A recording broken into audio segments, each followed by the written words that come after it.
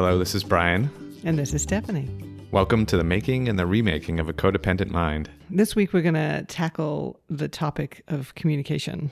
We said in a previous episode that, I think I said in a previous episode that communication was not a tool, but we were going to do tools of communication. But discussing it further, we kind of thought we needed to tackle communication as the overarching tool as well. And this is obviously a really big topic, communication. I mean, you can take like a 4-year university degree right. in human communications, right? Yeah, I mean, it's even a major problem, Exactly. Right? Communications. So we're not going to cover all the aspects of communication relationships. We're going to focus on verbal communication in relationships. Something we like to do in each of these episodes, and when we're talking about these tools, is to approach it from what type of relationship work are we doing? And we've narrowed that type of work down into 3 categories. And this one actually addresses all 3 of those categories. Which is why we want to have a whole episode just on communication, because it is a tool that does work. All the 3 types of work that we feel need to be done. Right. It's necessary in all of these. Without it, then really you can't even do the work. So the knowledge and understanding, knowing ourselves and knowing each other piece of the work, you have to be able to communicate to do that. The staying connected part, being curious about each other, making bids, involves communication also. And then strengthening a partnership. The gratitude that we talked about, roles and relationships and tasks and talking about our finances and things like that. It all involves communication. It is a little different than some of the other tools. So some of the other tools, most of the other tools that we've talked about are either emotional tools that you can use, or behavioral tools that you can use to do your relationship work. So communication, although it's kind of more like conflict, which was the most recent episode, and is more like the tool of sex, which is an episode that we're going to be doing in the future, in that it takes 2 to tango right. for communication, right? So the other tools, and you mentioned some of them, like honesty or gratitude, empathy, those are all ones that you can just pick up on your own. But again, communication, conflict, sex, these are all tools that you use in tandem with someone else. So, for instance, you're not communicating if no one is there. It's just right. like the whole, if a tree falls in the forest. Yeah, it's a stretch to say you're communicating with yourself. Yeah, yeah. That doesn't happen. Right. And so with this tool, there's going to be a you, a me, and an us component. This is a structure we've used before to talk about what's happening in relationships. There's a you, there's a me, there's an us. And there's a you of communication, there's a me of communication, and there's an us of communication. Another thing that's different about communication as a tool is that there can be a lot of shame attached to communication, kind of like there's a lot of shame attached to sex. Yeah, just to the topic of communication within a relationship. People don't really want to admit that they have bad communication in the relationship. Right, because of the shame, right? Is there a lot of shame around having bad communication? Just like you don't really want to say that you have bad sex in the relationship. Yeah, right, that's true, right. It kind of cuts close to the bone, as they say, how you communicate with your partner, how you have sex with your partner. It feels like if those things are bad, that it's a judgment on it's a pretty negative judgment on the relationship. Right, because it's like, why not? There's a powerless element in there. For me, there was. So it's like, well, why not? Why don't, I don't even want to look at I don't want to admit that there's bad communication, because that means there's something wrong with me. Well, yeah. So this was your strategy for anything that was going wrong in a relationship, sex or communication or money. You would go to shame first. You would go to there's something wrong with you. Yeah. That was your first reaction. Yeah, which leads to this topic that we haven't really talked about a lot yet in this podcast. But we've been talking about it between the 2 of us. It's been really useful in figuring out your reactions to past situations. So we've called it the shame and blame cycle. But even current situations, yes, the shame and blame cycle still gets activated. Exactly. Yeah, that's why it's been so eye-opening, because there was a recent conflict that we had. And it turned out that that's what was at play, this shame and blame cycle, that when I finally zeroed in on it, it made a huge difference in how I approach communication. Shame and blame. These are 2 strategies that you used to understand what was happening or what is happening when something is wrong or going wrong or feels wrong. Yes. Or feels bad. This is, you use shame and you use blame to understand and process the situation. The shame and the blame being these like pinned in total opposite spectrums here. So usually I would start with shame. Almost always would start with shame because I was always in, when we talked about in the conflict episode, I kind of went into every situation assuming the other person was right and I was wrong. And even further, I was defective in some way. If there was any sort of problem with communication, it was probably my fault. And I'm just going to assume from the outset. We also talked about this in apologies, which is why I would go straight to apologies a lot of times as part of the shame process. Just I'm feeling, oh, okay, this is very uncomfortable. This is probably my fault. I'm sorry. I must have messed up here. We should emphasize this is a feeling. The shame reaction was very close to the surface always. It wasn't you thinking through the situation and deciding, look, oh, I'm probably wrong. Like this, just this immediate, if there's a negative feeling, it could be conflict. It could be someone sad. It could be someone, it could be there's a miscommunication. Something makes you feel something negative. The shame reflex gets activated and you're like, oh, something's wrong with me. Mm-hmm. I did something wrong. Right. It's my fault. Someone needs to be at fault and I'm at fault. But part of this someone needs to be at fault is that I can't hold on to that for that long because shame is a really hard emotion to sit with. Even now, when I've learned what shame feels like and how to address it, it's still a habit to try to avoid it. Well, it's very painful. Mm-hmm. Absolutely. I mean, I think everyone would prefer to avoid it. Yeah. But I mean, I've gotten really good at facing it, but sometimes I forget. I mean, it's just like a habit to avoid it. I mean, I have a lot of little tools that I've used reflexively for decades on how to avoid it. And one of the ways is blame. So I bounce over to the other side of this equation, which is now I'm blaming you for making me feel shame or setting some kind of perceived expectation that I feel, I can't meet. So whatever this shame was, this is my fault. Now I'm blaming you for this situation, which is resentment. It's resentment because, as we've said multiple times, resentment is the anger of the powerless. Yes. First of all, you said me, but this goes way back. Like yes. It happens less with us. Absolutely, right? Yeah. When we've talked about your past relationships, this shame and blame cycle just happened constantly. That's pretty much all I did. It's either like, I'm deficient, I'm wrong, something's wrong with me. Oh, no, that's too painful to sit in because you couldn't resolve it. I mean, one way to resolve it is to look honestly at it. And it's like, is that true? Right. Is there something wrong with me? Did I do something wrong? Oh, actually, I didn't. But you couldn't do it that way. So you would just, as you said, like just pop right over to the other side and blame the other person. Oh, the other person did something wrong. It's their fault. And then, but you couldn't be angry at them and confront them. So you would just stew in resentment towards them. But then what would often happen is a conversation would come up again. So let's say in our case, these times that we've talked about before where I wouldn't revisit a subject because I was just too anxious to bring it up again, but you would bring it up and I'm still in resentment now.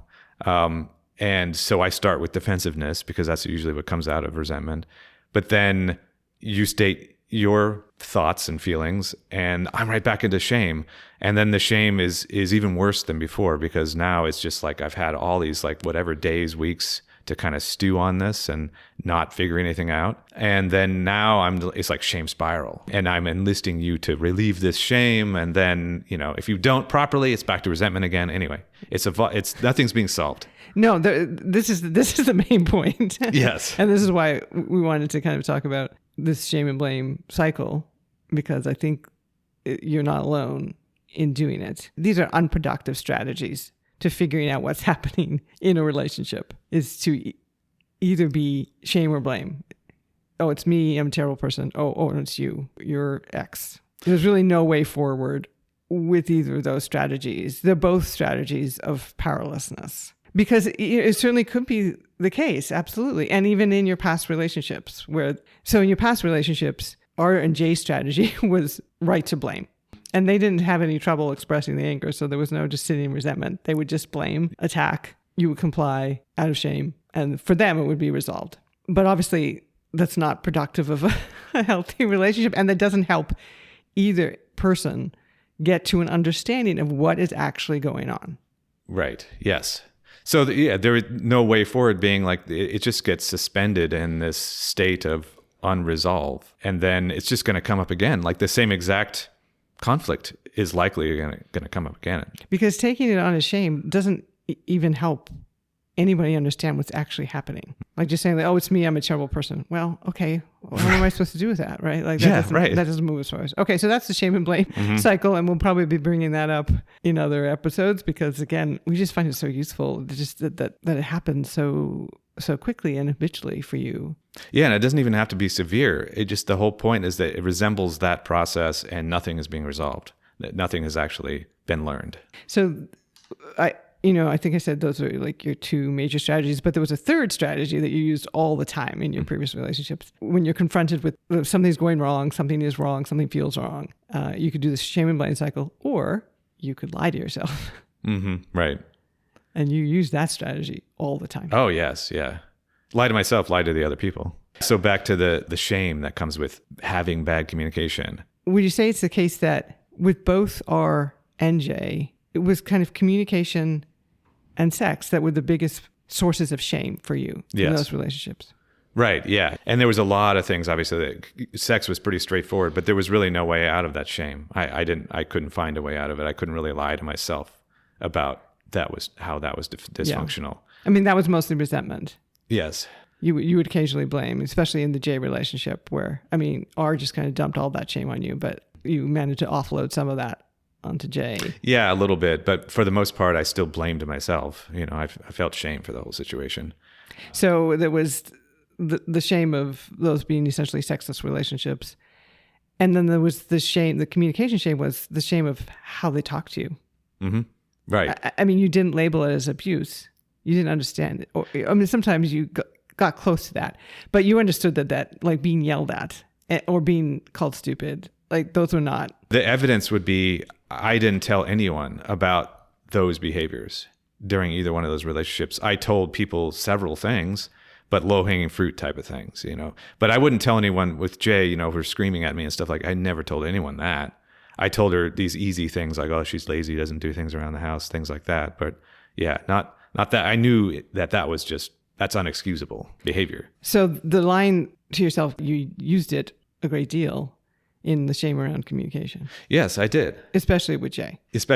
Right. So it was coming off of a previous relationship with R, and it was more difficult to do with R because the communication was very open-ended. There were these open-ended expectations, unachievable expectations that I felt like there was never an ending to any sort of communication. Well, also at the end, you have said she was directly insulting you almost on a daily basis. Mm-hmm. And in a way that I couldn't really deny, because this is the thing, when the relationship with Jay started, I was able to say, oh, she's not insulting me. Basically, she's not calling me names, but she did insult me, but she wasn't calling me names. So I was able to say, oh, she's not calling me stupid. Therefore, this is better. But the thing that I found to be, I called my communication with Jay good. This is something that I said to myself on a consistent basis. This is something I said to Jay, assured her that we had good communication. And this is something I said to other people during and then even after the relationship. And we'll say there was verbal violence and then there was abusive language in that relationship. So that was obviously compartmentalized when you said there was good communication. Right. And like I said, I didn't tell anyone that part, so I didn't have that in mind. Yeah, I compartmentalized it. I didn't have that in mind when I said we had good communication. Yeah. So how did this lie work? So, one, it worked by compartmentalizing the verbal violence and the abusive language. How else did you convince yourself that you had good communication? So one being that I thought it was better than the previous relationship, the relationship with R. The communication seemed better somehow. Because you were just saying R was insulting you at that point, like calling you names, and Jay didn't.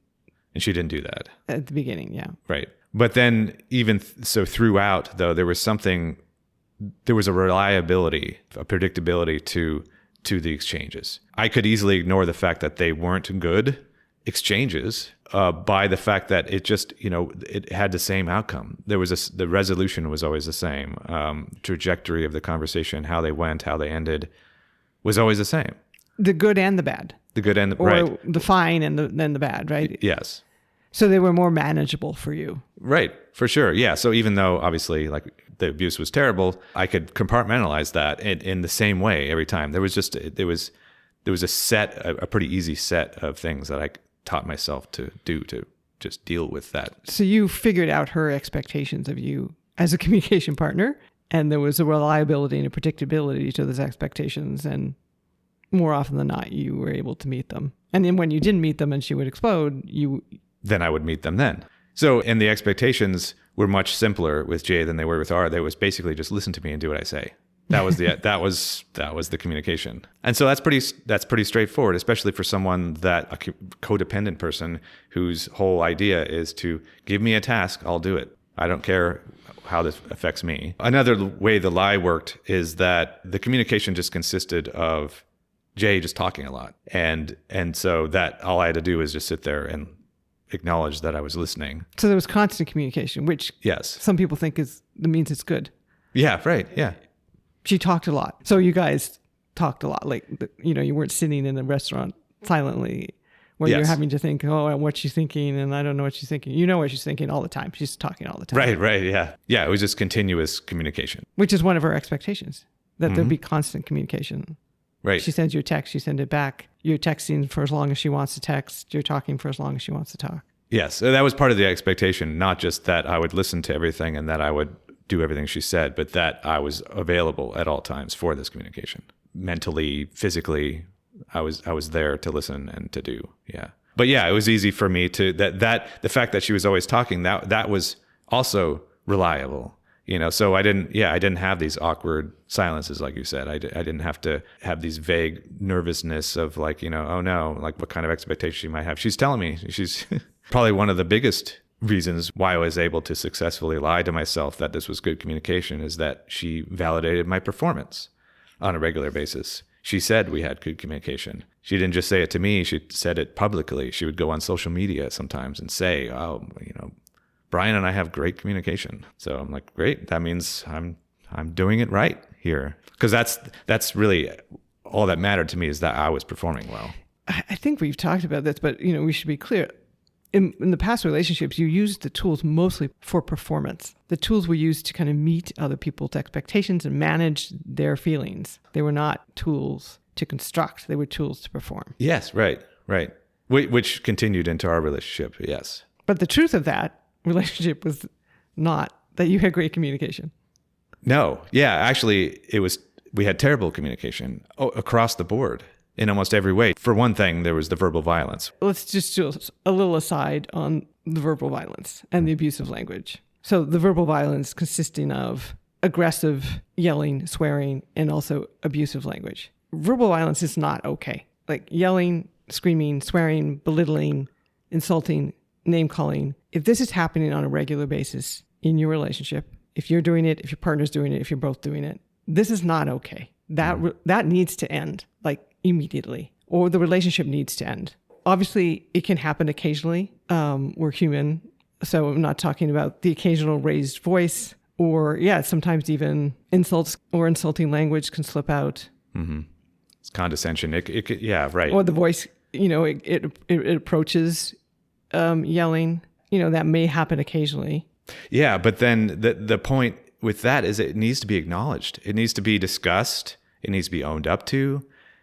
Both people need to acknowledge the fact that it happened and then make a commitment to it not happening again. And this didn't happen with Jay at all, ever. And actually, in the moment, it was the opposite usually. If I did try to point out, say, that she was yelling, the response was always, that's not yelling, this is yelling type of thing. No, it's denial. Denial and escalation. Right? Denial and escalation, yeah. So again, verbal violence, not okay. Mm-hmm. And I just want to say something about reactive abuse, because this is all over the socials, right? Reactive abuse being very rare situations, which absolutely do occur, where one partner behaves abusively or aggressively to another partner in order to get that partner to react to that abuse in an abusive way and then be able to say that partner's the problem. It certainly happens, but reactive abuse is still abuse. If you are behaving in an abusive way, you need to stop. And if that means getting away from your partner who is also abusive, then do that. It's right in the name. It's right in the name. It does not justify abuse. It maybe explains why a person who is not abusive ended up in a situation where they did something that was out of character. But if you're doing something that's out of character, like you just said, then what happens is you acknowledge that what you just did was not okay and that you do not ever want to do it again. So you get out of the situation. So some people have, again, reacted on social media like, oh, well, you didn't listen to Jay, or you didn't do her laundry correctly. So that somehow justifies, that's her yelling at you. That's just reactive abuse. Yes, yeah. No, there is no justification for verbal violence or violence of any kind in an intimate relationship. But we're going to, for the purposes of this discussion at this point, let's set aside the verbal violence that Jay directed at you, because you compartmentalize that and still, what about the rest of the relationship? What about the rest of the... What was the communication like for the rest of that? Yeah, okay, so for the rest of the relationship, there really was very little communication. There was almost all assumptions.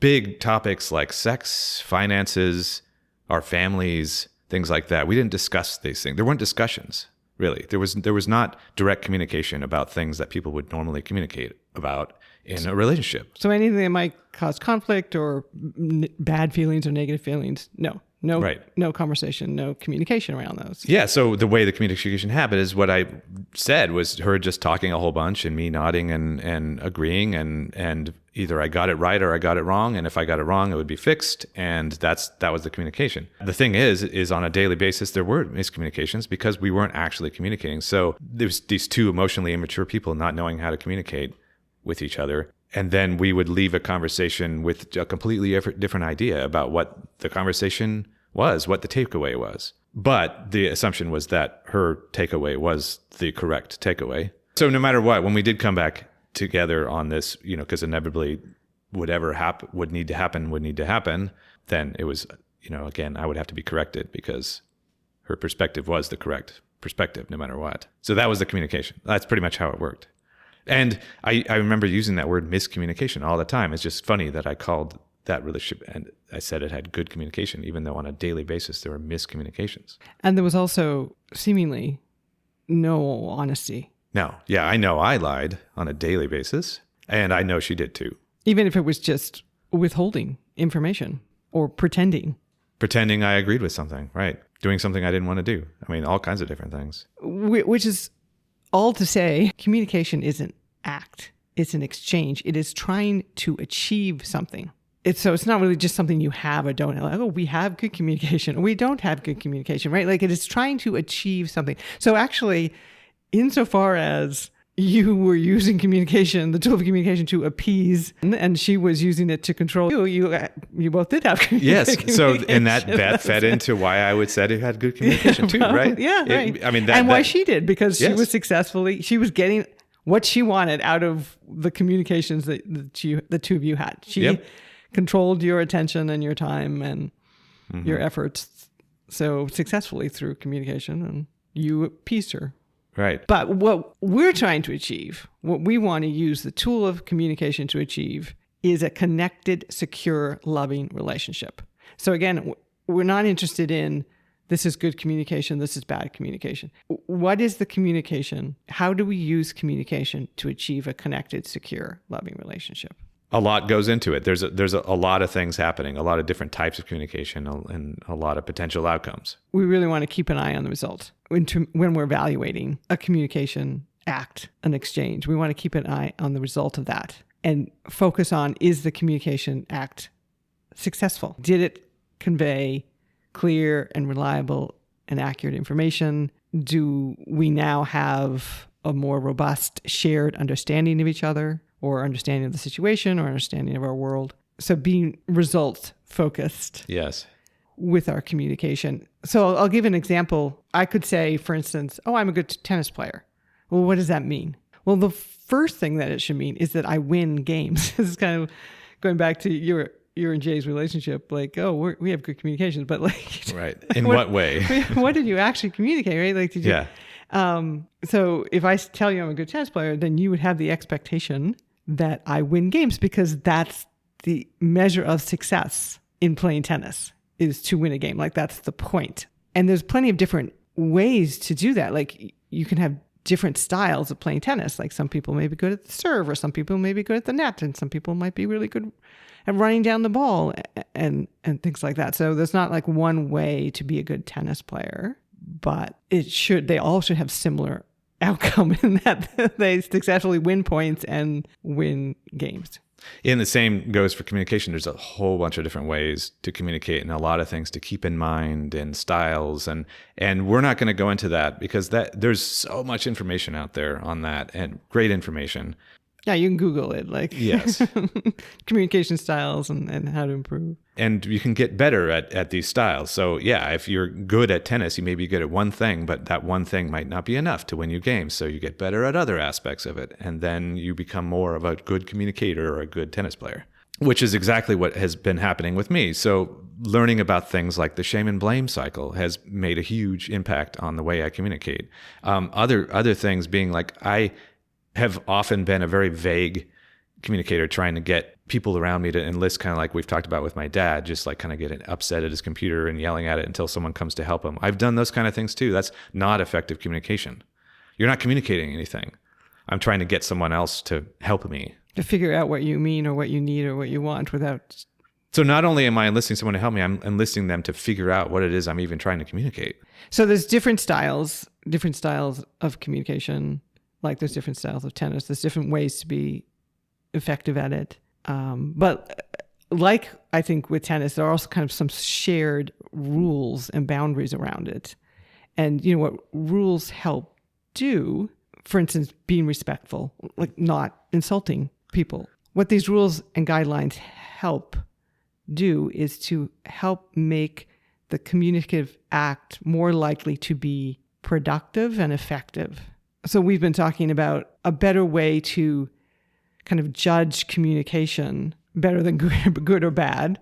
A more results-focused way is to talk about whether it's productive or destructive, or whether it's effective or ineffective. But yeah, I mean, good and bad is not all that useful usually. Yeah, it's just too vague. Good and bad is just too vague of a thing to say. It's not you're not describing anything. Yeah, so effective would be, did this communication act achieve maybe this practical result that I needed to achieve? Does this person now know that we're leaving at 5:00 and that I expect them to be ready, for instance? Mm-hmm. So you can think of certain styles that might be more effective in certain situations and certain ways to communicate that might be more effective in certain situations or in certain conversations. And then the productive more is, does it produce a result in the relationship that I want? Do I feel closer to this other person? Do I feel understood by this other person? Does this person feel understood? Did my partner feel understood? Did my partner feel like I'm on their team? You know, is this conversation or this topic been productive of a more healthy, loving relationship? Or has it been destructive towards that end? Right. And the results will be the feeling that you both have about the partnership in general. And the behaviors that come out of it. So yeah, we can use this idea of productive and effective to get away from the impulse of shame and blame, because we're looking for what is the outcome that I want from this communication, focusing on what the effect is of the communication and not someone being right or something being wrong or me being to blame or you being to blame. Yeah, so it takes the focus away from evaluating each of the people. Like, you never listen, or you weren't clear, or you misunderstood. I mean, this kind of you language, it's you're to blame. No, you're to blame that there was this disconnect or this miscommunication. And it's like, well, let's just talk about that communicative act. Was it effective? No. Mm-hmm. Just wasn't. Like, it doesn't have to be someone's fault. Right. Someone doesn't need to be shamed. Someone doesn't need to be blamed for it. And this is how kind of you, me, and us plays into it as well, because there's three entities in any communicative act. So I'm bringing my history, my communication style, my needs, my intentions. You're doing the same. And those are going to interact in any particular moment over any particular topic in different ways when they come together. So a miscommunication or good communication could be, there's this alchemy between there's me and then there's you, and then there's this us entity that's created by our interactions. And so both, again, productive and destructive or effective or ineffective could happen at any one of those levels. Yeah. I mean, like we've said, with the importance of all three of those, they need to be equally important. So just because one person may be good at communicating with certain types of people and the other person, they may not be effective at communicating with each other. Just the us piece is not strong, even though each person may be sometimes strong at communication in different areas with different people. And this absolutely plays out in our relationship where, for instance, there are certain topics that historically I haven't been particularly comfortable talking about. For instance, there are certain topics that you're not particularly comfortable talking about. But there are also topics that the two of us aren't comfortable because of our shared history and our previous interactions around those topics. And so those would be the ones that, I might be able to talk to fine with other people, but that I struggle, that we struggle to have productive or effective conversations. That's one reason I think we mentioned we went to a couples therapist, for instance, is because there were certain topics that whenever we tried to communicate around them, it felt destructive and it felt ineffective. Yes, right. We didn't know how to get through that. So it doesn't need to be shame or blame. It was just like we recognized that the outcome of those conversations was the opposite almost of what we want. We both wanted them to be. We would go into those with good intentions and we would come out not feeling good about ourselves or each other or the partnership or something. So So we had to learn strategies to be able to do certain types of communication, that it just took more work to communicate about certain things. And that's how any relationship is going to be. Yeah, some things are going to be easier to communicate about than others. And that's why it's so important to get away from this language of good or bad. Like, we have good communication. Like, well, really about everything? Are there any areas that you need to work on? And so how can you be more productive and more effective in that particular area? Let's not rest on, we have good communication. Because maybe it just feels good. Maybe because it feels easy. It doesn't actually even mean that it's good.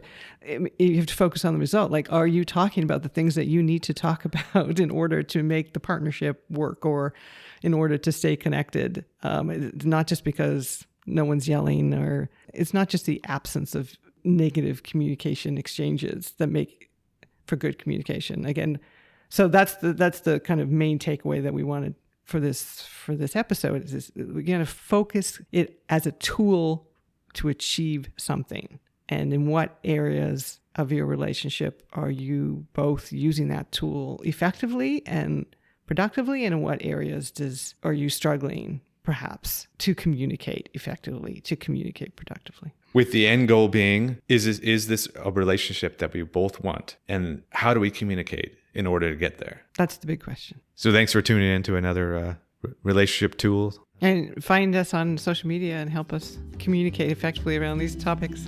We'll talk to you again in another couple of weeks.